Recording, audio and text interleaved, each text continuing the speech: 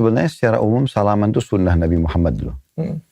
Asal kita salamannya dengan yang pertama, sesama jenis. Laki-laki sama laki-laki, perempuan sama perempuan.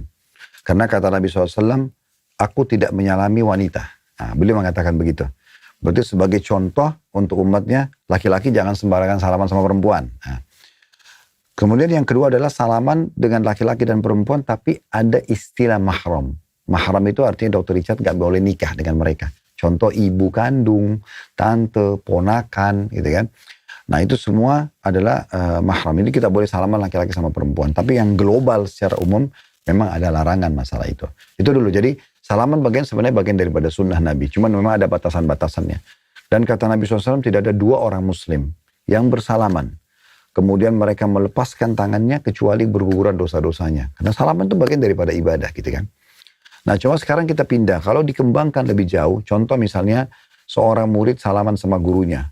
Sebatas apa dia boleh salaman? Ya yang paling aman dia salaman biasa. Tapi boleh nggak seorang murid cium tangan gurunya? Boleh, bukan tidak boleh. Ya kan?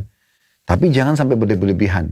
Sebagai contoh misalnya jangan menganggap, oh kalau nggak salaman saya dosa nih. Atau saya kualat misalnya. Oke. Contoh. Atau gurunya menganggap, oh kalau kamu tidak cium saya kamu akan kualat. Contoh ya, kalaupun ada seperti itu tidak boleh. Itu sudah masuk ke satu ranah yang sebenarnya tidak pernah ada contoh dari Nabi Muhammad SAW. Oh, Sahabat salaman dengan Nabi, iya.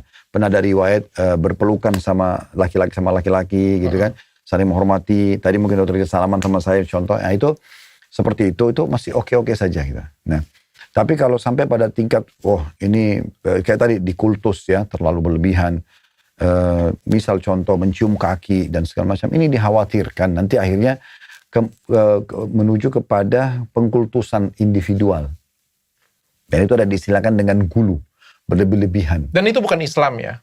Jadi itu memang masalahnya dilarang oleh Nabi SAW. Oke. Ya, kata Nabi SAW, hati-hati dengan gulu, berlebihan, karena itu yang membinasakan umat sebelum kalian. Oke, Pak Ustadz. Kalau kami misalnya, dulu kan saya belajar di Madinah. Kami diajarkan oleh guru-guru kami di sana, ulama-ulama yang kami belajar. Walaupun mereka tuh sudah doktor, profesor, pasti salamannya biasa aja.